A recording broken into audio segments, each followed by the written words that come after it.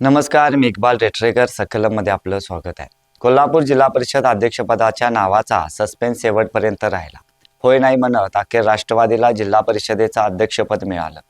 मात्र राष्ट्रवादीला अध्यक्षपद देण्यासाठी आमदार विनय कोरे यांच्या जनसुराज्य पक्षाचा मोठा विरोध झाला. काही दिवसापूर्वी मुंबईमध्ये मुख्यमंत्र्यांसमवेत झालेल्या बैठकीतही त्याचे पडसाद उमटले होते. त्यामुळं अध्यक्षपदाच्या निवडीनंतर त्याची चर्चा मात्र सध्या जिल्ह्याच्या राजकारणात रंगली आहे. वैद्यकीय शिक्षण मंत्री हसन मुश्रीफांना आमदार विनय कोरे यांनी इतका विरोध का केला असा सवालही आता उपस्थित होत आहे. त्याची कारणे स्थानिक स्वराज्य संस्था निवडणुकीत दडली आहेत. जिल्हा परिषदेचे अध्यक्षपद राष्ट्रवादीला देण्याला आमदार विनय कोरे यांचा विरोध झाल्यानंतर त्यामध्ये थेट मुख्यमंत्री देवेंद्र फडणवीस यांना हस्तक्षेप करावा लागला. अन्यथा जिल्हा परिषदेचं अध्यक्षपद हे भाजपला मिळावं यासाठी आमदार विनय कोरे हे शेवटपर्यंत आग्रही होते. मात्र यावरून हसन मुश्रीफांच्या मधील आणि आमदार विनय कोरे यांच्यातील अंतर्गत वाद प्रकर्षाने जाणवला. विनय कोरे यांनी राष्ट्रवादीच्या विरोधात भूमिका घेतली असल्यानं मुख्यमंत्री फडणवीस यांनी आमदार विनय कोरे यांची फोनवरून समजूत काढल्याचंही सांगण्यात येत आहे. त्यानंतर जनसुराज्य शक्ती पक्षाच्या सदस्यांनी राष्ट्रवादीच्या अध्यक्षपदाच्या उमेदवार शिल्पा खोत यांना पाठिंबा दिल्याचंही सांगण्यात येते. वास्तविक तिन्ही पक्ष महायुतीचे घटक पक्ष असल्यानं एवढी ताणाताणी नको अशीच कार्यकर्त्यांची भावना होती. जिल्ह्याच्या राजकारणात एकेकाळी वैद्यकीय शिक्षण मंत्री हसन मुश्रीफांची आणि आमदार विनय कोरे यांची मैत्री घट्ट मानली जायची.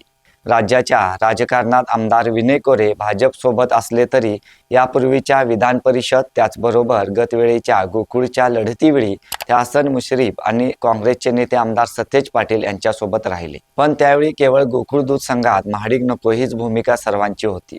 आमदार विनय कोरे यांनी देखील मंत्री हसन मुश्रीफ व सतेज पाटलांना चांगली साथ दिली.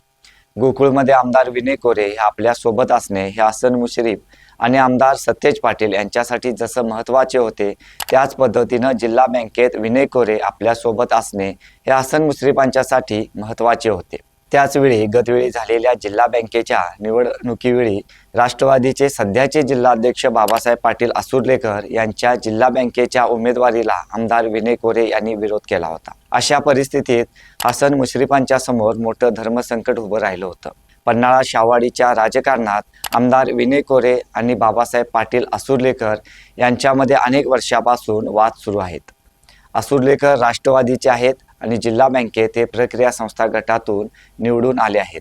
मात्र जिल्हा बँकेच्या निवडणुकीपासून हसन मुश्रीफांच्या मध्ये आणि आमदार विनय कोरे यांच्यामध्ये अंतर्गत संघर्षाला सुरुवात झाल्याचंही मानलं जात आहे. दरम्यान गोकुळ दूध संघाच्या मागील निवडणुकीत मल्टीस्टेटच्या मुद्द्याचे कारण पुढे आले होते. यावेळी देखील आमदार विनय कोरे हे हसन मुश्रीफ आणि सतेज पाटील यांच्यासोबत राहिले. मात्र एकेकाळी जिल्ह्याच्या राजकारणात एकमेकांची मैत्री घट्ट असणारे वैद्यकीय शिक्षण मंत्री हसन मुश्रीफ आणि आमदार विनय कोरे यांच्यात इतके संबंध गेल्या काही महिन्यापासून का ताणले गेले असा सवालही या निमित्ताने उपस्थित होत आहे. त्याला निश्चितपणे राज्यातील महायुतीतील राजकारण देखील कारणीभूत असल्याचं मानलं जात आहे. याशिवाय राष्ट्रवादीचे घटक पक्ष असलेले राष्ट्रवादी आणि जनसुराज्य शक्ती पक्षातील अंतर्गत वाद सुरू असल्यानं महायुतीमधील वाद देखील या निमित्तानं चव्हाट्यावर येत आहे. मात्र या निमित्तानं जिल्ह्याच्या राजकारणात भाजपची एक विशिष्ट रणनीती अधोरेखित होत आहे. हसन मुश्रीफांच्या मध्ये आणि आमदार विनय कोरे यांच्यामध्ये जी वादाची ठिणगी पडली त्याची कारणे देखील अनेक आहेत.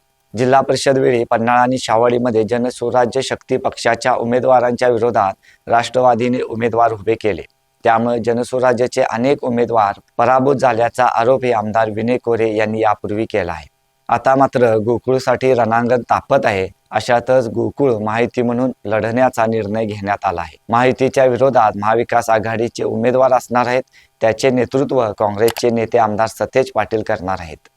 परंतु नगरपालिका, जिल्हा परिषद, पंचायत समितीवरून मंत्री हसन मुश्रीफ आणि विनय कोरे यांच्यामध्ये निर्माण झालेल्या संघर्षामागे अनेक कारणे दडली आहेत. याशिवाय जिल्हा परिषदेवेळी राष्ट्रवादीने पन्हाळा आणि शाहवाडीमध्ये जनसुराज्य पक्षाच्या विरोधात घेतलेली भूमिका, त्याचबरोबर भाजपच्या जिल्ह्यातील नेत्यांच्या मनात हसन मुश्रीफांच्या बद्दल असलेली आडी जिल्हा परिषदेच्या अध्यक्षपदाच्या निमित्ताने बाहेर आली आहे.